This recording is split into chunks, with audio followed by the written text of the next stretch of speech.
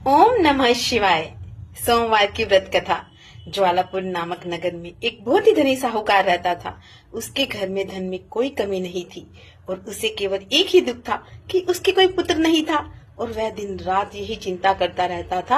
वह पुत्र पाने की कामना से प्रत्येक सोमवार को शिव जी का व्रत और पूजन किया करता था। वह संध्या काल में शिव मंदिर में जाकर भगवान शिव जी के सामने दीपक जलाता था। उसके इस भक्ति भाव को देखकर एक दिन माता पार्वती ने भगवान शिव से कहा, प्रभु, यह साहूकार आपका अनन्य भक्त है।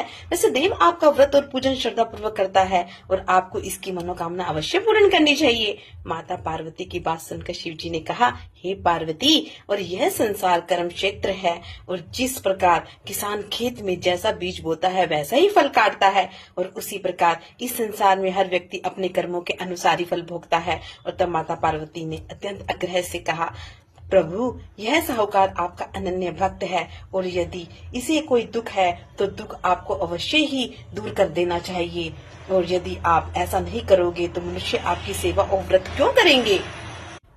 माता पार्वती का ऐसा आग्रह देखकर भगवान शिव ने कहा, हे पार्वती, इस साहूकार के कोई पुत्र नहीं है। इसी चिंता में यह दुखी रहता है। इसके भाग्य में पुत्र न होने पर भी मैं इसे पुत्र की प्राप्ति कर वर देता हूँ और पर इस पुत्र की आयु केवल 12 वर्ष ही होगी और इसके पश्चात वह मृत्यु को प्राप्त हो जाएगा और इसके लिए यदि उसने अधिक में कुछ नहीं कह सकता। और यह सारा वार्तालाप साहूकार सुन रहा था और इससे उसे ना कोई प्रसन्नता हुई और ना ही दुख हुआ और वह पहले की तरह ही भगवान शिव जी का व्रत और पूजन करता रहा। और कुछ समय बीतने के पश्चात साहूकार की स्त्री गर्भवती हुई और 10वें महीने में उसे एक अति सुंदर पुत्र प्राप्त हुआ और साहूकार के घर में बहुत खुशी मनाई गई। साहूकार ने निर्धनों ब्राह्मणों को अन्न, वस्त्र, धन आदि दिया।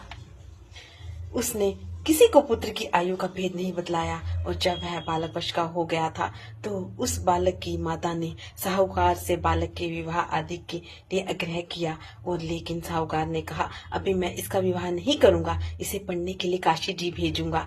और फिर साहूकार ने अपने साले अर्थात बालक के मामा को बुलाकर उसे बहुत सा धन देकर और तुम इस बालक को पढ़ने के लिए काशी जी ले जाओ, रास्ते में जिस स्थान पर भी रुको और वहाँ यज्ञ ब्राह्मणों को भोजन कराने के बाद आगे जाना।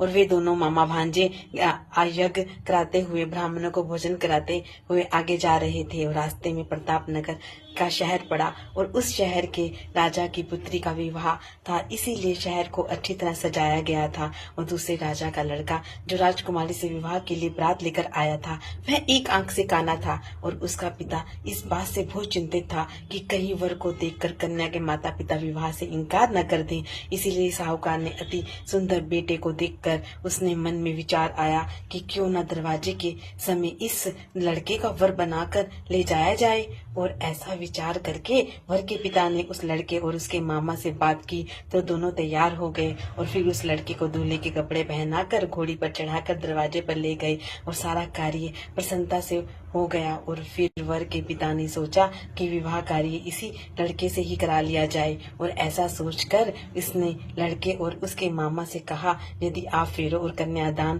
के काम को भी पूरा कर दें तो आपकी अति कृपा होगी। और उन्होंने स्वीकार कर लिया और विवाह कार्य भी अच्छी तरह से संपन्न हो गया। परंतु जाते समय लड़के ने राजकुमारी की चुनती के पल्ले पर लिख दिया कि तुम्हारा विवाह तो मेरे साथ हुआ है, लेकिन जिस राजकुमार के साथ तुम्हें भेजा जाएगा वह एक आंख से काना है। मैं काशी जी पढ़ने जा रहा हूँ। लड़के के जाने के बाद उस राजकुमारी ने जब अपनी सुंदर चुंदरी पर लिखा हुआ देख पाया तो उसने राजकुमार के साथ जाने से इनकार कर दिया और कहा कि मेरा पति यह नहीं है, मेरा विवाह उसके साथ नहीं हुआ है, मेरा पति तो काशी जी पढ़ने गया है।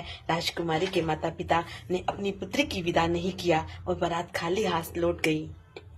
उधर साहूकार का लड़का और उसका मामा काशी जी पहुंच गए और वहां जाकर उन्होंने यज्ञ और किया और लड़के ने पढ़ना भी शुरू किया। और जब लड़के की आयु 12 वर्ष की हो गई तो उसकी मृत्यु का दिन समीप आ गया और लड़के के मामा को इस बारे में कुछ पता नहीं था। और उस दिन उन्होंने यज्ञ का आयोजन किया था और लड़के ने अपने मामा से कहा, मामा जी, आज मेरी तबीयत बहुत ठीक नहीं है। मामा ने कहा कि अंदर जाकर लेट जाओ और लड़का अंदर जाकर लेट गया और थोड़ी ही देर में उसके प्राण निकल गए। और यज्ञ के बीच में जब उसके मामा ने आकर देखा कि मृत अवस्था में पड़ा हुआ है, उसे बहुत दुख हुआ और उसने यज्ञ का कार्य अधूरा रह जाने के डर से किसी से कुछ नहीं नहीं कहा, वो संयम रखा और फिर यज्ञ का कार्य समाप्त होकर ब्राह्मणों के साथ चलने के लिए रोने पीटने आरंभ कर दिया। और संयोग से उसी समय शिव पार्वती जी उधर से जा रहे थे और जब उन्होंने जोर जोर से रोने की आवाज सुनी तो माता पार्वती ने भगवान शंकर से कहा, प्रभु कोई दुखिया रो रहा है, उसके कष्ट को दूर कीजिए। और जब शिव पार्वती उसके समीप जाकर देखा तो वहाँ एक लड़का मृत पड़ा हुआ था। पार्वती जी बोली, प्रभु यह तो ज्वालापुर के साहूकार का लड़का है जो आपके वरदान से उत्पन्न हुआ था। और शिव जी बोले कि हे पार्वती, उसकी आयु इतनी ही थी, आयु पूरी हो जाने के कारण वह मर गया है। और तब पार्वती ने कहा कि हे प्रभु, आप इस बालक की आयु बढ़ाइए, नहीं तो इसके माता पिता तड़प तड़प कर मर जाएंगे। माता पार्वती के बार बार आग्रह करने पर भगवान शिव ने उसको जीवित कर दिया और शिव जी की कृपा से लड़का ओम नमः शिवाय कहता हुआ उठ खड़ा हुआ और भगवान शिव और माता पार्वती कैलाश पर्वत को चल दिए। और तब वह लड़का और उसका मामा उसी प्रकार यज्ञ करते हुए ब्राह्मणों को भोजन कराते हुए अपने घर की ओर चल दिए। रास्ते में वे प्रताप नगर पहुंचे और जहां पर आकर उन्होंने यज्ञ आरंभ कर दिया। और तब वहां का राजा उधर से गुजरा तो उसने उस लड़के को तुरंत पहचान लिया और अपने महल में जाकर उन दोनों का बहुत आदर सत्कार किया और साथ ही बहुत सा धन आभूषण और वस्त्र देकर उन्हें राजकुमारी के साथ विदा किया। और जब वे अपने शहर के निकट पहुंचे तो मामा ने कहा कि मैं पहले तुम्हारे घर जाकर सूचना दे आता हूँ।